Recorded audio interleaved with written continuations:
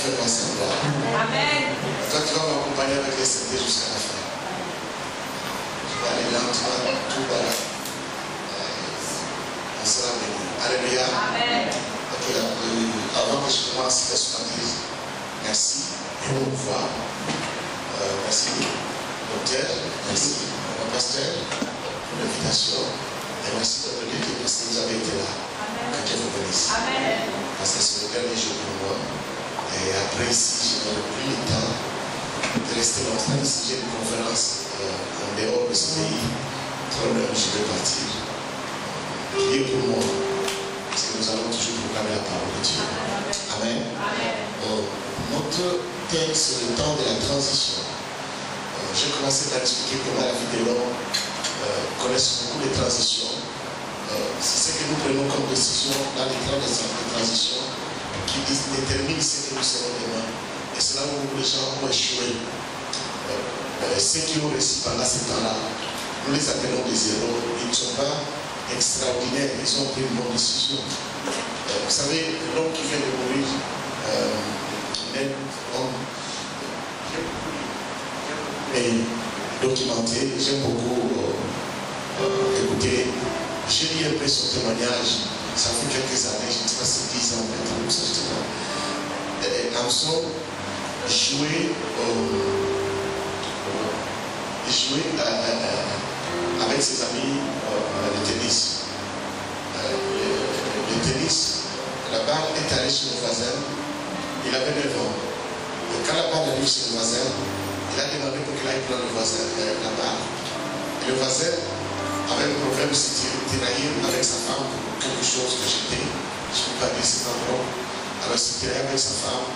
Mais l'enfant a demandé la balle. Et ce voisin l'a regardé, il a crié. Il dit, le jour que tu marcheras sur la ligne, je te donnerai la balle. Quitte-la. Il avait 9 ans. Personne n'avait aucune idée que cet enfant-là marcherait un jour sur la ligne.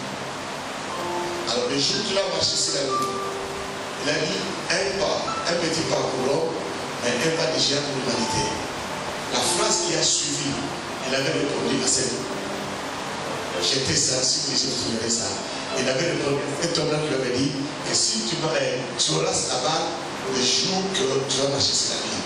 Il a dit, je vais marcher sur la ligne, j'ai maintenant besoin de ma balle. Alléluia. Il est décédé, mais personne ne croyait que cet homme pouvait marcher sur la ligne. Amen. Je voulais dire tout simplement, la vie de l'homme a des transitions. Cet homme ne savait pas que la personne à qui il s'adressait, ça sera le premier homme à marcher sur la ligne. Et donc, là où tu es, même tes parents, même tes amis, même toi-même, tu ne sais pas qui tu peux être demain. Vous savez, le cerveau de l'homme, jusqu'aujourd'hui, les savants ont utilisé le 20% de leur cerveau.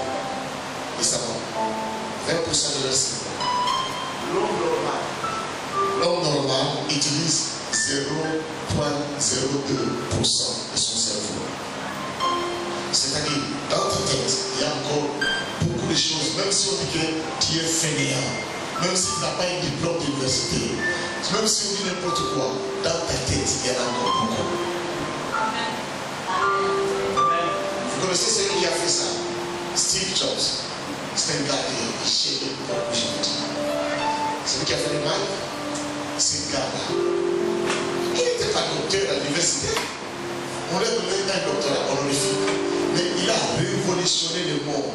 Il a révolutionné le monde. Il est mort. Les Américains pleuraient les larmes pour lui parce que c'était un savant, un homme super intelligent. Il a précédé toute la terre. Donc il a avancé la science à un niveau, à un. Il y a des choses qu'il a fait que jusqu'aujourd'hui, on ne va pas encore mettre en pratique aujourd'hui. Il faut des années. C'est un homme qui mangeait des McDo que vous pouvez manger ici, comme tout le monde. Mais ce qui est dans la tête est beaucoup. Tu te crois que tu n'as rien.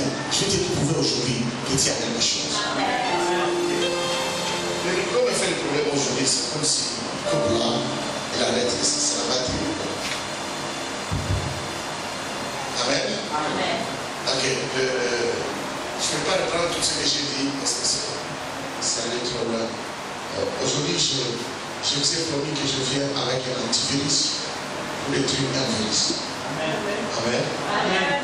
Et dans quelques minutes, Sévélis sera par terre et l'antichrist restera dans notre corps. Amen. Je veux parler du découragement. Le découragement, vous connaissez ce mot très bien. C'est un point dans l'enseignement, un point très important. Le découragement, on le définit comme perdre le cœur, privé de courage, être privé de confiance de soi-même. C'est ça le découragement. Regardez-moi s'il vous plaît, le découragement veut dire perdre le cœur, être privé de courage. C'est pas quelqu'un qui n'a pas de cœur. C'est ça le découragement. Le découragement semble être quelque chose de très petit, mais vous ne savez pas ce que c'est fait. Si je lis avec vous dans 1er Roi 19, 1 à 10, on n'a pas le temps, parce que je voudrais maximiser le temps, vous connaissez cette histoire. C'est l'histoire d'un enfant comme Moïse, Élie. Élie a tué un homme qui apparaît d'une manière bizarre. Et puis, souvenez-vous, il a tué 450 prophètes de Baal. Après avoir tué 450 prophètes de Baal, on a dit cela à Jézabel. Pendant ce temps-là, il y avait un roi qui s'appelait Akab et sa femme s'appelait Jézabel. On a dit à Jézabel, c'est le roi qui a dit à sa femme, écoute comment Élie a fait de tes prophètes, parce que c'est Jézabel qui avait appelé le prophète en Israël. Alors, Jézabel envoie une lettre avec un messager, allez dire à Élie, si demain je ne fais pas de service qu'il a fait de mes prophètes, que Dieu me prenne dans toute sa rigueur. Lorsque Élie a écouté le messager, Élie a fui. Quand il a fui, il a commencé à crier, Dieu, je ne suis pas meilleur que mes pères, tue-moi. Tue-moi, il a demandé la mort. Parce qu'une femme l'a menacé. Maintenant, revenons, analysons la vie d'Élie. Brièvement. Élie, il était prophète. On lui a envoyé 150 soldats, il a levé la main, il dit, Seigneur, que le feu consume ces soldats, le feu est tombé, les soldats sont morts. On lui a envoyé encore des soldats, il a levé la main. Le feu a consumé 150 personnes.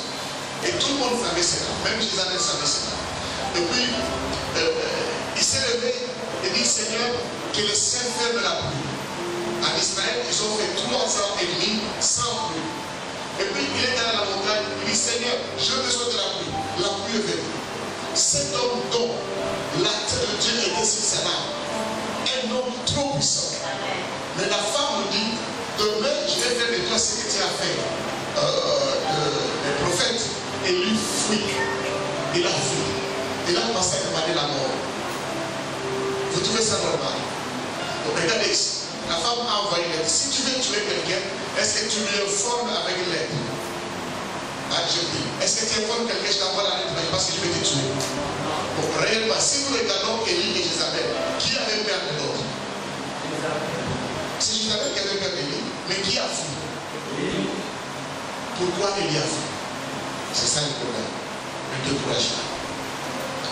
Il était devant Dieu, il dit, je suis le seul. Tous doivent abandonner. Élie était découragé. Amen. Et étant découragé, il a fui. Quand il a fui, regardez là où il est parti. Il arrive devant Dieu. Dieu envoie un ange. Pendant que lui disait à Dieu, donne-moi la mort, Dieu envoie un ange. Quel ange? Le chef de la visite céleste. Il dit, fais-moi un gâteau que tu n'as jamais fait. Et il a fait là aussi. Et puis, on amène à Élie, on dresse la table, Élie dormit là. Après, ça va dire, dis-moi, je vais mourir. L'ange est là. Réveille-toi, réveille-toi. Il se réveille, il regarde comme ça, il y avait un gâteau. Il mange et puis l'ange dit, réveille-toi, tu as faim. Il se réveille, il a tout mangé. Et après avoir mangé, il a marché 40 jours, 40 nuits sans se reposer. Il a été courageux. Quel était le réel problème d'Élie? Il avait faim. Son découragement, c'est pas ce qu'il avait fait. C'est presque. Je tiens compte du temps. Alors, je prends un peu les choses de la vie, je vais oublier pour que je comprenne. Donc, Élie, son problème, il avait faim. Le découragement vient quand on a faim. Et pas faire de la nourriture normale. Vient quand on a faim de la nourriture naturelle. Quand il n'y a pas la parole qu'il faut, tu vas te décourager. Alors, je rentre là où j'étais. J'ai dit, Moïse est mort entre le parler et quoi? Le frapper et les parler. Vous vous rappelez de cela? Mais quand Moïse a parlé aux enfants d'Israël, qu'est-ce qu'il a dit? Dieu lui a dit de parler à qui? Mais lui il a parlé à qui? Et qu'est-ce qu'il a dit aux enfants d'Israël? Vous rebelles. Moïse était découragé. S'il a frappé 2 fois, c'est parce qu'il était découragé. Quelqu'un dit Amen avec moi? Quelqu'un dit Amen avec moi?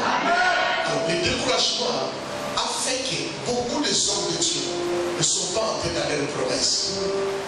Le découragement fait que beaucoup de chrétiens n'entrent pas dans leurs promesses.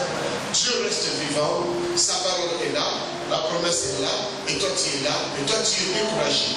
Dieu n'a pas créé un robot, il a créé un homme à son image et à sa ressemblance. Un homme qu'il appelle ouvrier avec moi, qui doit travailler avec moi. Mais maintenant, écoutez ce que la Bible dit. La Bible dit ceci. Si même un arbre abattu a de l'espérance, mais un homme abattu, qui peut le relever? Suivez-moi très bien aujourd'hui.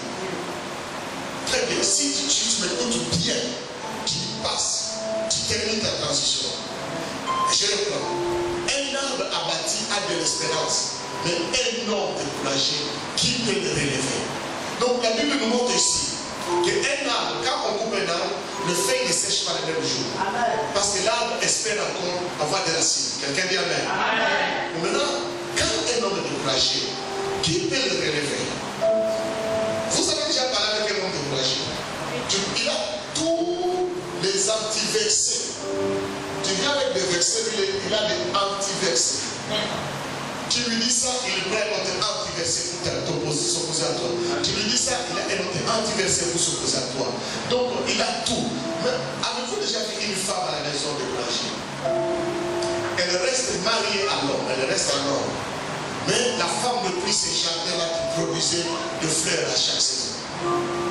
Elle est là. Mais si vous regardez ce qu'elle produit, c'est le plus ce qu'elle devait produire. Elle reste là parce qu'elle va être là. Avez-vous déjà vu un homme découragé? Il reste le papa à la maison. Mais il zappait la télévision. Mais il n'a plus de projet. Il ne poursuit plus de projet. Il n'a plus de courage. Il n'est plus déterminé à faire de grandes choses. Il laisse que la vie avance telle qu'elle avance là. Il n'y a plus de créativité. Avez-vous déjà vu un enfant découragé? J'ai vu des enfants découragés, un enfant de 15 ans découragé, qui parle mal aux parents, qui parle mal à tout le monde, qui fait n'importe quoi. Mais tout le monde a les doigts comme les revolvers sur lui. Et on dit n'importe quoi, oh l'enfant, il est découragé. Avez-vous déjà vu un pasteur découragé qui a tout donné pour l'église? Il a donné sa vie. Avez-vous déjà vu l'enfant d'un pasteur? Je parle avec lui à l'aéroport. Je parle avec lui. Il m'a vu là, il est venu. Papa, bonjour, les gars, bonjour. J'étais dans votre église, je ne t'ai pas vu. Il a mangé la bouche. Il dit, j'étais dans votre église, je ne t'ai pas vu. Il dit, papa, je m'excuse, je ne vais jamais dans l'église de mon père. On dit, tu vas où? Il dit, nulle part. On dit, toi, un grand monsieur comme ça, tu vas nulle part. Pourquoi? Assis-toi là, dis-moi pourquoi. Et le regard a commencé par pleurer. C'était un gaillard. Il a des muscles, il est fort. Un gaillard. Il a commencé à pleurer. Il a pleuré, il a mis son courage. Et si je reste dans l'église de mon père, je vais taper tout le monde. On dit pourquoi? Il dit l'homme qu'on incite, l'homme qu'on critique, c'est mon père, c'est lui qui m'a donné la vie. C'est mon père. Pour moi, la maison, c'est le meilleur homme. Je n'ai jamais vu faire du mal à cet homme-là. Quand nous mangeons, il est en jeûne de prière. Quand nous sommes au salon, il est à la retraite. Lorsque nous voulons aller en vacances quelque part avec lui, il est à la retraite pour ces chrétiens-là. Et c'est le même chrétien qui est la pile qui fait n'importe quoi. Et quand il part de leur maison, il part à mes amis sont là et mes amis viennent me l'apporter. Et je dois venir à l'église et je dois respecter tout ce monde-là. Je ne peux pas, je vais le boxer. Parce qu'ils font du mal à mon père, moi je ne peux pas accepter que quelqu'un fasse du mal à mon père, je vais le taper. Il a pleuré avec moi. J'ai prié pour lui, j'ai appelé son père, je dis, dès que je rentre aux États-Unis, envoie-moi ton fils. Avez-vous déjà vu un enfant découragé? Et ce que les gens ne savent pas, tu peux épouser une femme qui était découragée à 20 ans et mari qui était découragé à 20 ans. Vous savez, le découragement, c'est comme une pierre sur laquelle on se heurte. C'est ça, c'est comme ça qu'on dit en français. Ok. Tu heurtes là-bas, pouf. Mais tu ne tombes pas là. Tu vas tomber là-bas. C'est ici que tu t'es heurté, mais tu vas tomber là-bas. J'avais une femme, je crois que j'ai dit ça ici. À 9 ans, elle était violée par un domestique. À 22 ans, elle était violée par un prêtre. Mais quand il s'est marié, cette femme-là, elle a été découragée à partir de 9 ans. Les hommes, elle n'aimait pas les hommes. À l'école, comme elle était dans l'école mixte, elle faisait tout pour être première en fait d'écraser les hommes. Son intelligence, c'était quelque chose, une arme pour se venger comme l'homme qui contre l'homme qui l'avait violé. Tu peux poser une femme qui a été violée par 2 hommes, 3 hommes, qu'elle ne te dira jamais, n'a jamais dit à son père, ni à personne. Mais la vengeance, c'est sur toi. C'est-à-dire, elle boxe celui qui l'a violé. Mais c'est toi qui le sois le coup. Vous n'avez pas compris. Est-ce que vous comprenez ça? Un homme qui a été abusé par les femmes, par les jeunes filles, par les voisins, tu l'as dans la maison, mais son caractère, il a un mauvais caractère, il est impoli, il est ceci, cela, il parle mal. Vous voyez le fruit, mais vous n'avez pas la racine avec vous. Et vous le jugez à partir de ces fruits. Le fruit n'est que les conséquences des découragements qui est venu par quelque chose qui s'est passé dans le passé. Amen. Mon père mort, chez nous on était à 10, avec ma mère, après la mort de mon père, elle a eu des jumeaux. Ça fait 12. Mais aujourd'hui, nous sommes à 10. Les 10 sont.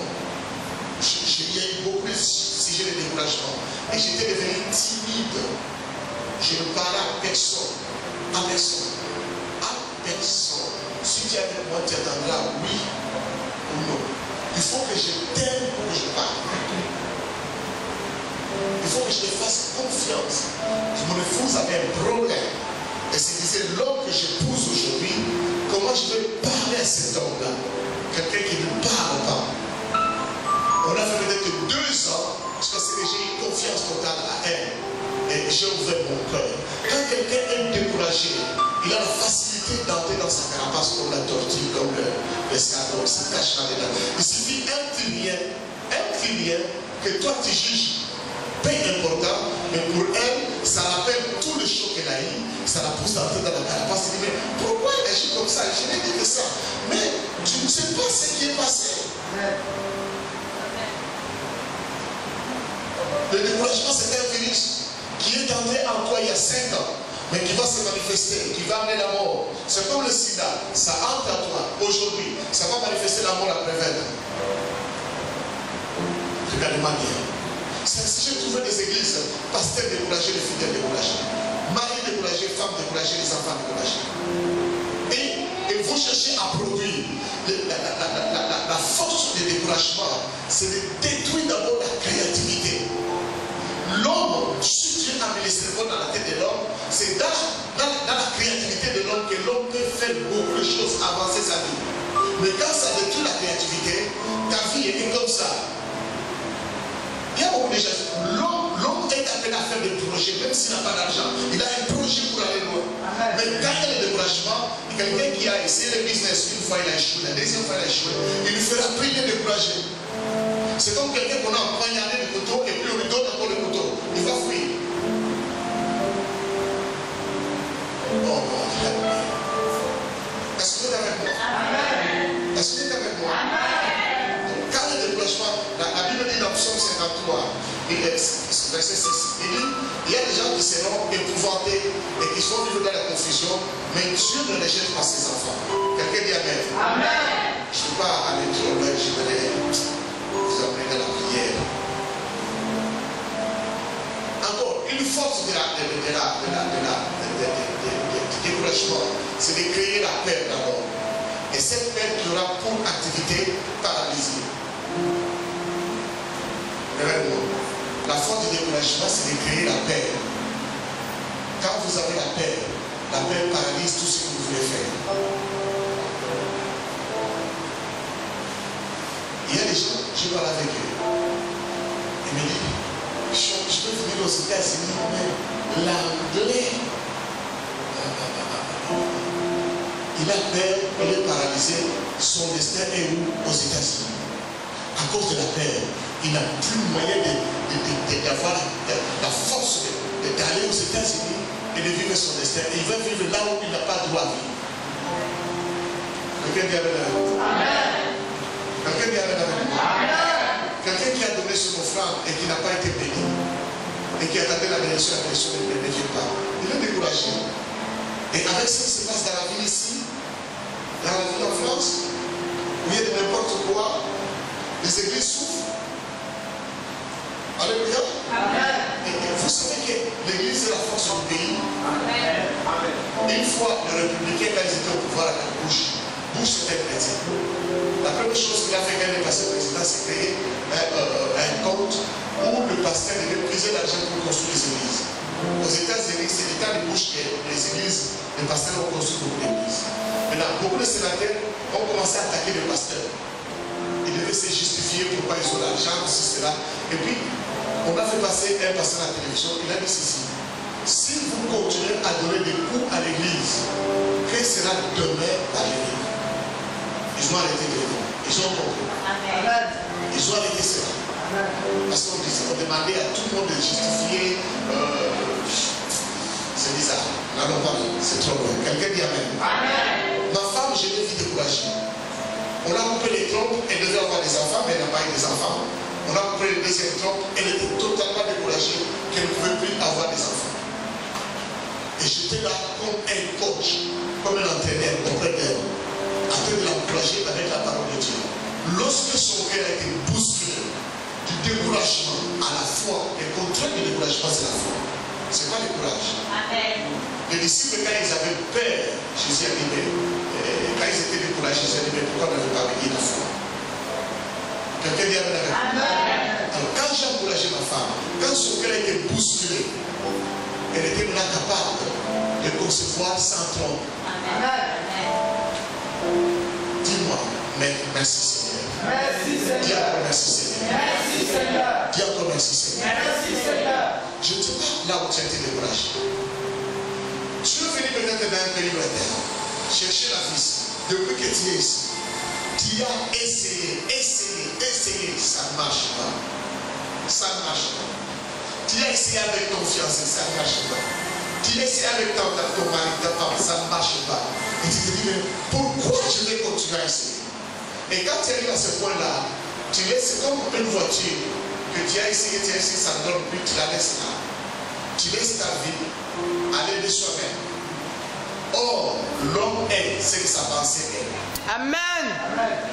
Tu ne mets plus de pensées nouvelles pour aller loin. Et tu stagnes. Peut-être tu as 20 ans. Peut-être tu étais découragé à 15 ans. Aujourd'hui tu as 30 ans. Tu es retourné à cet âge-là. Tu vis à cet âge-là. Tu avances encore en âge. Mais ça n'avance pas. Parce que tu es découragé. Quelqu'un dit Amen. Je ne veux pas les loin parce que j'aimerais que nous soyons de tous ces délices-là. J'ai donné cet enseignement quelque part parce que c'est parti sur le découragement. Je peux l'enseigner pendant 14 jours. Étape par étape, détail par détail, expliquer avec fidélité chaque étape. Une maman s'est liée après la prière. Elle m'a dit, ça fait 30 ans que je n'avais pas la paix dans mon cœur. Mais elle a élevé ses enfants pendant 30 ans. Son mari pendant 30 ans. Elle n'avait pas la joie ni la paix. Mais elle laissait cette femme-là qui préparait et les enfants mangeaient à la maison. Et ce jour-là, elle criait de joie, elle pleurait de joie. Elle dit aujourd'hui, les enfants et mon mari, ils ont récupéré la femme qui était perdue. Alors j'ai compris que tu peux être là, mais tu es perdu. C'est le corps, mais toi-même tu es déjà perdu. Amen. Il y a des découragements. Tu regardes là où tu es. Et ce que tu as vu les autres de ton âge faire, et toi tu as essayé, ça ne se passe pas bien. Tu es découragé, le virus entre. Quand le virus entre dans l'ordinateur devient lent. Et il commence à sombrer. Ce virus est entré. Et tu es devenu lent. Tu commences aussi à sombrer. Amen. Et pourtant, en réalité, Dieu avait dit, je ne vous abandonnerai jamais, je ne vous laisserai point. Le découragement t'éprouve que tu es à la fin de ta vie. Il n'y a plus rien de plus que tu peux faire. Et tu crois en cela. Mais pourtant, quelqu'un qui est là, il a ton plan avant que tu sois né dans le ventre de ta mère. Il dit, je t'ai établi depuis le ventre de ta mère.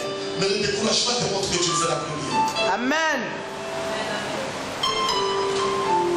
Je sais pas si quelqu'un est avec moi. Amen. Je sais pas si quelqu'un est avec moi. J'aimerais que quelqu'un se réveille aujourd'hui et qu'il prenne son courage, qu'il prenne sa foi. Alléluia. Amen. Tu as toujours croisé des gens qui sont prêts à dire que toi tu ne feras rien. Toi tu n'avanceras pas. Il y a toujours des gens comme ça dans ta vie. Et toutes ces paroles, ça ne vient pas avec ce virus-là. Ça entre dans les cerveaux pour infecter ta vie. Mettre l'infection dans ta vie, ça met l'infection. Mais quand tu restes quand même calme, tu sens au-dedans de toi que tu es capable de faire beaucoup de choses. Amen. Mais tu sens une force qui t'amène trop loin. Je ne sais pas si quelqu'un t'a fait. Amen. Il y a un homme dans la Bible qui me donne beaucoup de courage, c'est chaud. Il a perdu sa femme et ses enfants, sa richesse. Il a tout perdu. Et sa femme vient lui dire, Job, maudit Dieu et tu m'aimes. Je regarde. Il dit, je suis bien vite. Je retournerai même vite. Je ne suis pas venu avec quelque chose ici. Ce n'est pas parce que je perds ce que je vois, la richesse, que je puisse conduire Dieu. Non, non, non, non. Job n'a pas laissé les découragements, le virus entrer en lui. Amen. C'est ainsi, à la fin de sa vie, il dit ceci. J'ai entendu parler de toi, mais maintenant je t'ai vu. Mais avant cela, il dit, mon rédempteur est vivant. Il va se révéler et se manifester l'éternel. Amen. Il n'a pas laissé le virus entrer dans sa tête. Amen. Je ne sais pas si quelqu'un t'a fait. Je ne sais pas si quelqu'un t'a fait. Et quand je regarde en France ici, vous savez que les trucs se battent pour avoir quelque chose. Tout le monde dit toujours, je vais me battre, je vais me battre, je vais me battre. Quand tu te bats, ça ne marche pas. Tu ne sais pas quel virus qui a là où tu te bats, ça marche. Et demain, tout ce que tu vas essayer de faire, tu le fais tenant compte de ce que tu as échoué. L'expérience passée est devenue un obstacle pour l'avenir meilleur qui est au-devant de toi. Je ne sais pas si quelqu'un est avec moi. J'ai vu beaucoup de gens à cause de l'expérience passée. Sont foutus. À cause de l'expérience qu'il a fait dans la vie. Ils sont foutus. Il est découragé, il est perdu. Mais j'ai la bonne nouvelle. Dieu m'a envoyé. Amen. Avec une bonne nouvelle. Amen. J'ai une bonne nouvelle pour vous. Amen. Moi, s'il y a quelqu'un qui devait te décourager chez moi,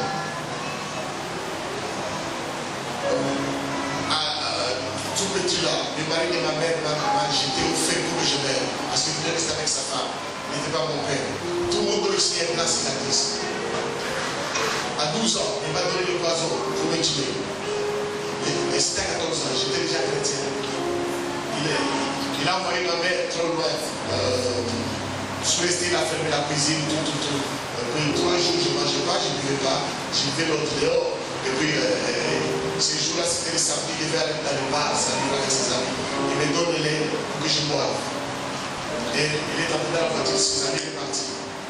Et moi qui avais fait 3 jours, je me jette sur le lait. J'avais mon meilleur ami avec qui je parlais beaucoup, c'était mon chien. Il m'avait donné un chien, un chien malade, qui était mon meilleur ami. J'étais avec lui sur le lit, j'ai joué avec lui, je montais sur lui, j'allais jouer en brousse avec lui, c'était mon meilleur ami.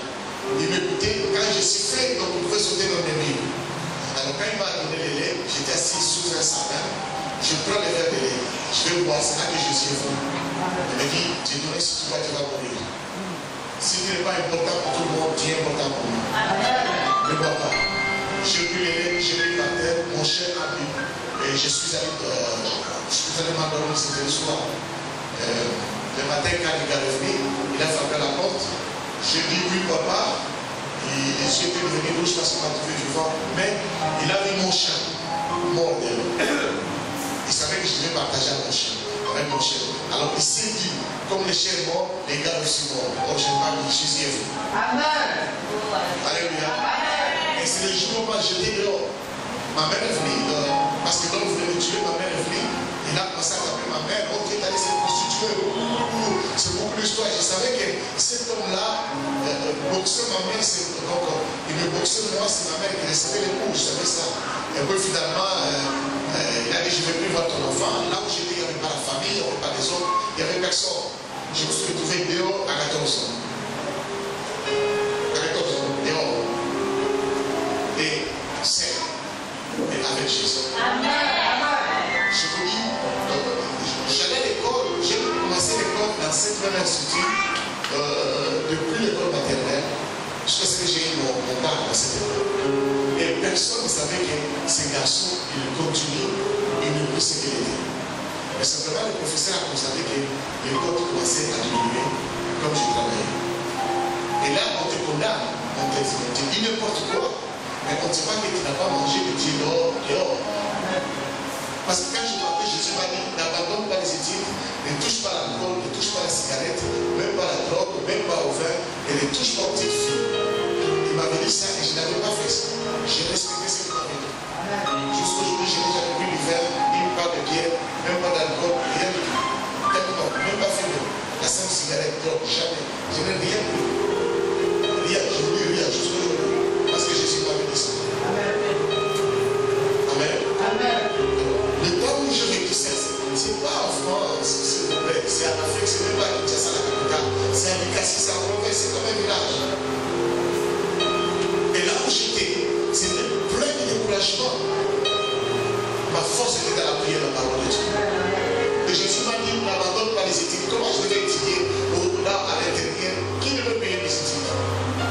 Je fais les jardinages, je fais les domestiques, chez les blancs, qui payent les études. Je travaille dans les champs parce qu'il m'a dit de ne pas abandonner les études. Je ne veux pas laisser le découragement envahir. Mes amis qui avaient des parents et la situation n'était plus bien, ils étaient découragés, ils sont abandonnés les études. Aujourd'hui, ils sont là-bas.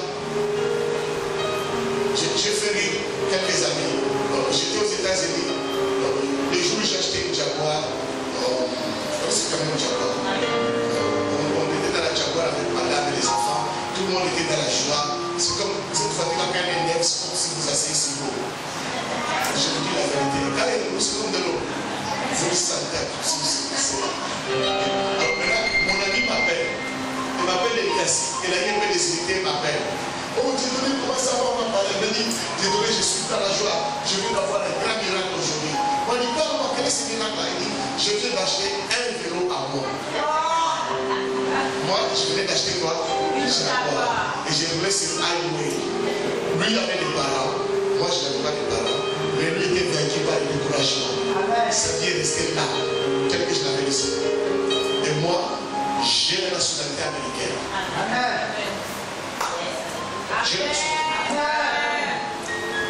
Je n'avais pas une mère pour m'amener là-bas. Je n'avais pas une mère pour m'amener. Ma mère était décédée. Et le mari de ma mère, là, avant la mort, c'est moi qui l'ai pris en charge. Je l'ai enterré avec l'honneur. Je l'avais pardonné, je n'avais pas de choix. J'étais chrétien, je devais le pardonner, je l'ai pardonné. Il me demandait pardon, il pleurait chaque jour. C'était pour mon bien. Et lorsque je suis allé prendre ma mère au Shabbat, je l'avais à Kinshasa où j'habitais à l'unité. Ma mère entre dans ma maison. Le soir, elle me dit, papa, quand est-ce qu'on va aller chez toi? Je dis, maman, on est chez moi. Amen. Un jour, Dieu m'avait béni, j'avais 10 grosses Mercedes. Je suis allé à Lemba. Pendant que j'étais au Shabbat, il y a un garçon, son père était, je crois, l'assistant du commissaire des ordres, comme ça, sur le journal. C'était déjà le top là. Cet ami-là, il s'est moqué de moi parce que j'étais pauvre. Il s'est moqué de moi, il m'insultait, ils avaient la police. Il disait n'importe quel métier sur moi. Et ces jours-là, moi j'étais dans ma Mercedes, je venais de la France. Ma mère venait suivre des conférences, je suis retourné. Alors, j'étais dans ma voiture, bien habillé, bien coiffé, bien parfumé. Et une voiture climatisée, Mercedes climatisée. J'allais, j'ai vu quelqu'un, il était mouillé totalement parce qu'il marchait sous le soleil. J'ai reconnu cet homme-là qui m'insultait. Je suis allé à côté de lui, j'ai ouvert la portière. Il est entré. Et quand il a regardé, il regarde.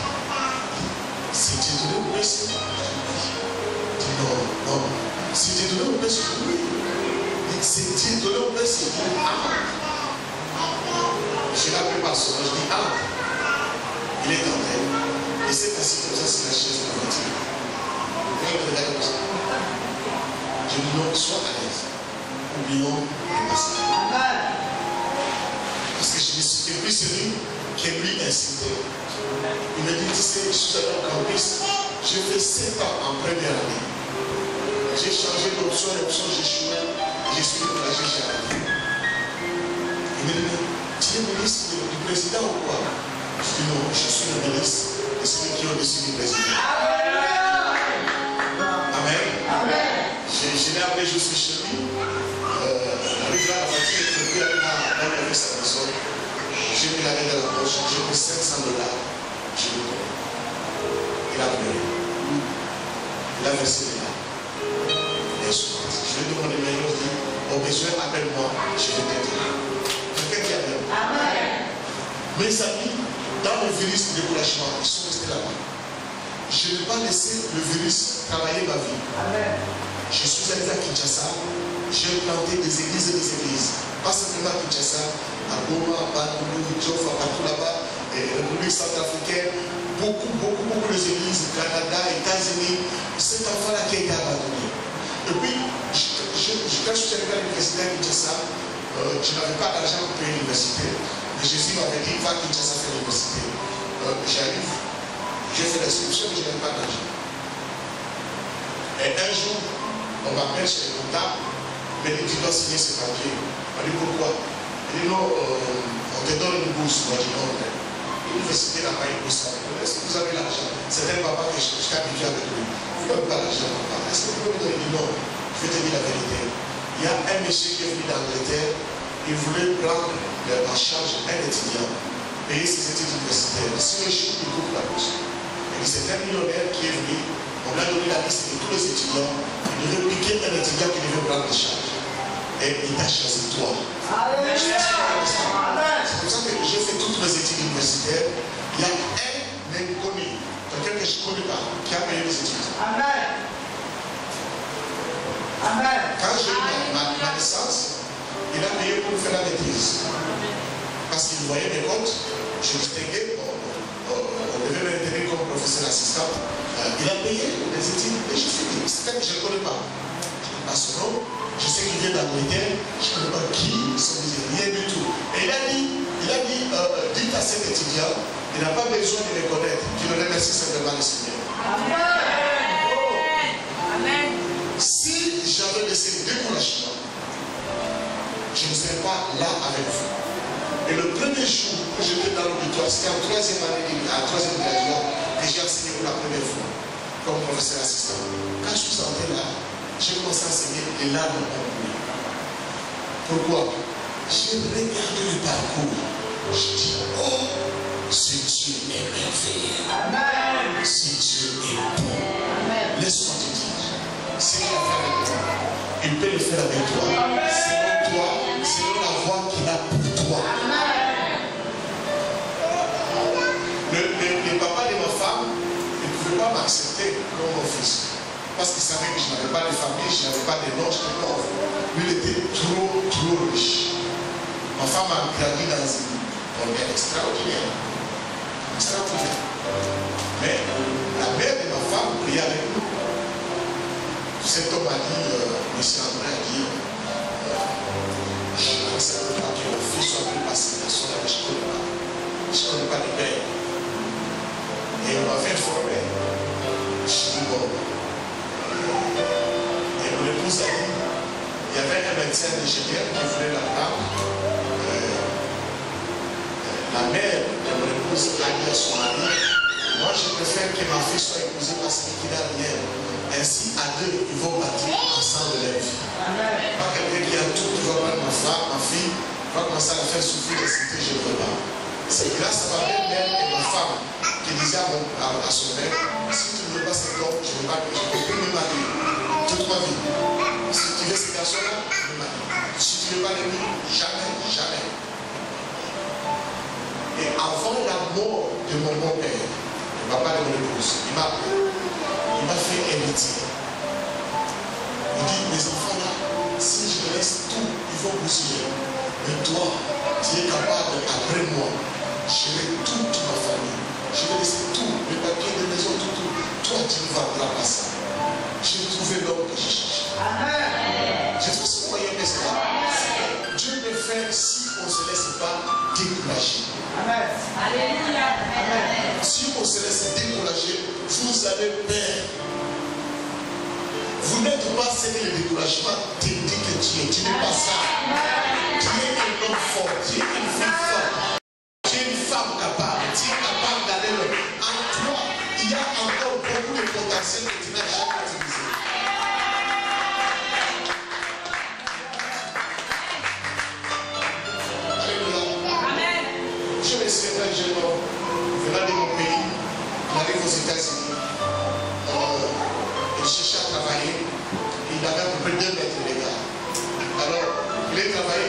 UPS.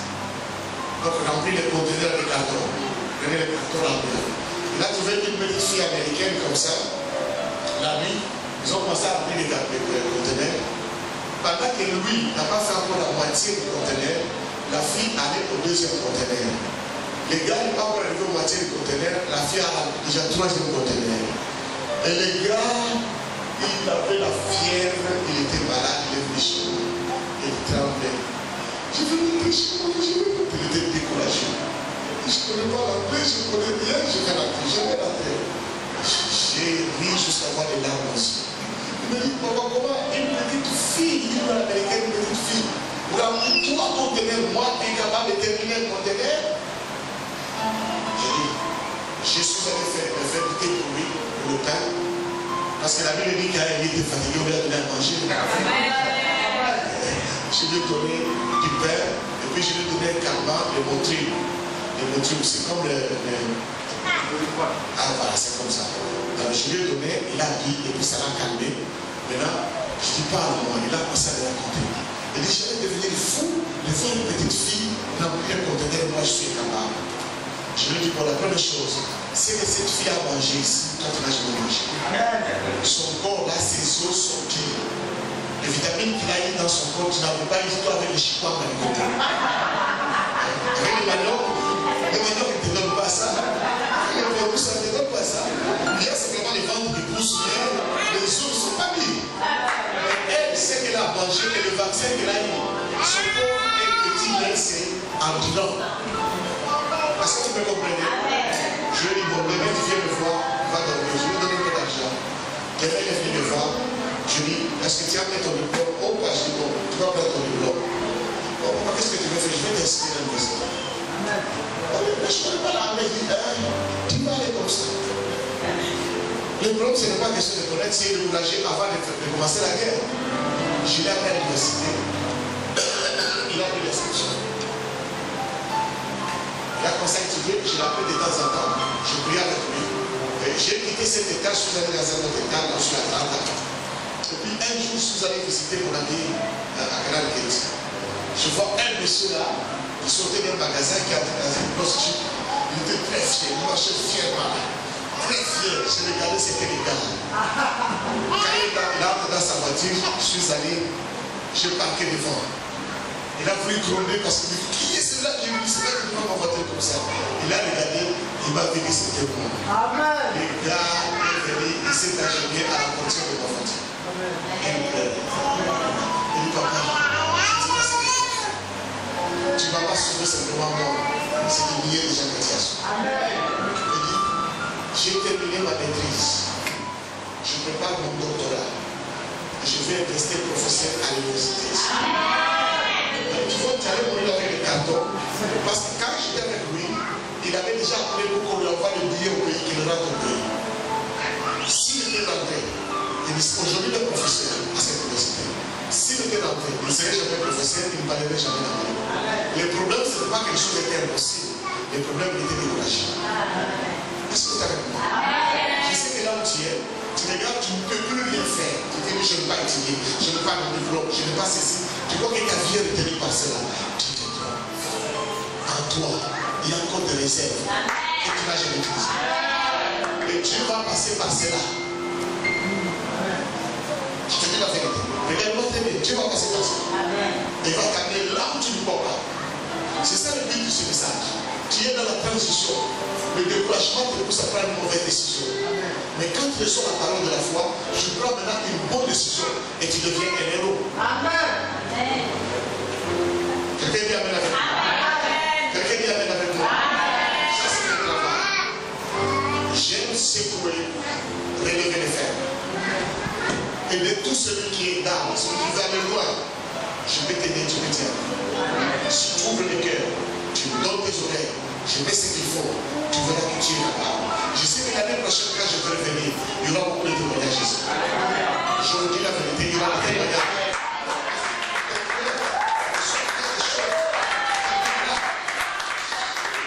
J'ai aussi un enfant spirituel de Moscou qui l'ont parlé. Le Moscou m'a appris, reçoit la Genève aussi.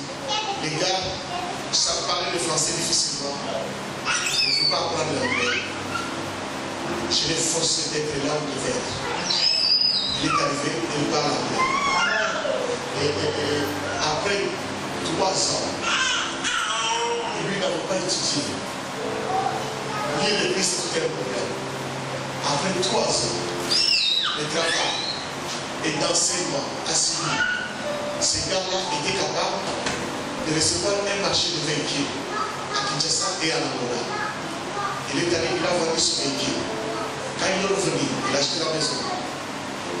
J'arrive chez lui. L'homme déjà, il commence à penser autrement. Est-ce que vous comprenez? Il a refait encore cela. Il a refait. Il me dit, papa, j'ai besoin d'apprendre le pays. Je l'ai amené aux États-Unis pour les jeunes personnes. Je l'ai amené dans une école où il pouvait apprendre à lire, à écrire, tout en état libre. Et là-bas, il a fait avec un courage extraordinaire. Aujourd'hui, ce gars est capable d'écrire une lettre en anglais correctement. Et il fait ses business, il est devenu un businessman. Si vous le voyez, c'est tant ici, vous allez beaucoup le respecter. Parce que vous le voyez, il a pris 7 ans. Vous savez, quand vous avez les déclenchements, votre apparence devient méprisable. Elle n'est pas méprisable. C'est le déclenchement qui te fait ça. Tu vas essayer de chercher à faire certains looks, certains tissus, certains costumes pour que tu sois acceptable. Mais ce n'est pas ça la solution. La solution, c'est que je te donne dans ta tête. Tu as encore beaucoup de choses que tu n'as jamais utilisées. Et Dieu est capable de t'amener tel que tu es là, trop loin. Et les gens qui t'insultent viendront tendre la main pour que tu les aides. Aujourd'hui, j'ai beaucoup de gens. Moi qui étais dehors.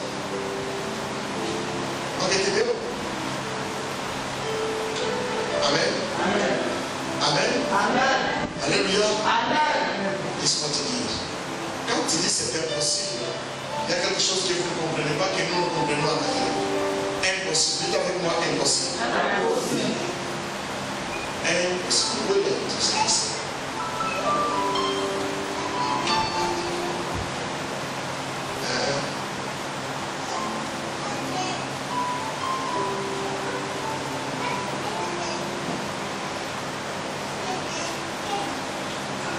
Voyez-moi ça en désolé. Il y a, je vais diviser en deux. Si je divise en deux, j'ai ça, I-M, et puis, vous voyez ça? Maintenant, ça, je l'amène ici, je mets I. Hein? Je mets l'apostrophe, je mets M. C'est dit I am. Qui dit ça? Qui dit ça? I am, c'est Dieu. Quand Moïse a dit qui tu es, il dit I am. Amen. Maintenant, quand tu dis tu es dans les possibilités, il y a quelqu'un qui est en train de te dire, si tu vois que les possibilités c'est rien, moi, I am, votre possibilité. Tu vas encore plus loin. Je suis votre possibilité. Amen. C'est ainsi la vie, tout est possible à celui qui croit. Croire, c'est, on a vu notre formule magique. Croire, c'est la foi.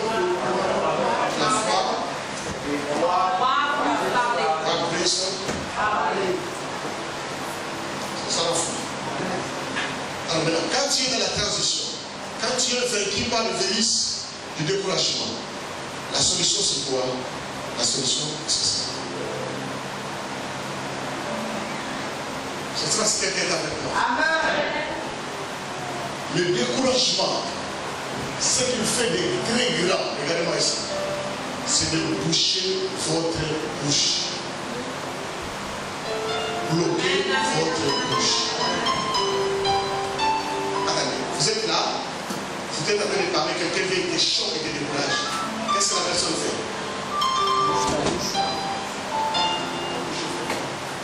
La vie, quand Dieu va arrêter de parler, Dieu va cesser d'être Dieu.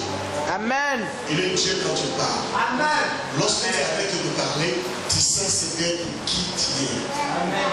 Obama, pour devenir président, il n'avait pas d'argent. Il n'avait pas une famille qui pouvait le connaître. C'était un black man. Est-ce que tu es avec moi? Amen. Quand il a ouvert la bouche, il a eu la possibilité d'arriver à la présidence. Amen. Amen. Si tu dois ouvrir ta bouche, tu auras la possibilité d'arriver là où aucun moyen ne pouvait t'aider d'y arriver. Si tu ouvres ta bouche, c'est vraiment devant Dieu. Amen. Amen. Amen. Est-ce que vous êtes avec moi? Amen. Vous êtes prêts avec moi de tuer maintenant ce virus? Amen. Est-ce que vous êtes prêts à tuer ce virus? Amen. Est-ce qu'il y a quelqu'un qui veut sortir de son découragement? Il y a quelqu'un qui veut sortir de son découragement? Tiens-toi debout. Amen. Bouge ton corps. Dites, je ne suis pas ce qu'un découragement dit que je suis. Dis avec courage, je ne suis pas ce que le découragement dit que je suis. À partir de ce matin, le découragement sous mes pieds. Je vais marcher sur le découragement. Parce que je suis fort. Par celui qui me fortifie. Je peux tout. Par celui qui m'a aimé. Jésus-Christ. Lève ta main. Lève ta main. Tu as les yeux fermés. Je vais vous donner 3 minutes de prière. Avant que moi je vous conduise à la prière. 3 minutes de prière. Tu dois prier pour chasser le découragement dans ton cœur. Tu dois jouer le certain très fort pour que tout le monde ait le temps de détruire le découragement. C'est un virus, on le détruit avec la prière, avec le sang de Jésus-Christ. Tu vas détruire et tu vas confesser le contraire de ce que le découragement dit que tu as. Ne néglige pas, vraiment, prends ce temps sérieusement. C'est 3 minutes, c'est pas beaucoup de minutes. 3 minutes, tu parles sans t'arrêter contre le découragement. Tu vas sentir au-dedans de toi une force venir de la part de Dieu parce qu'il va t'élever au niveau où Dieu croit que tu es. Prions tous ensemble. Prie encore, prie encore, prie encore.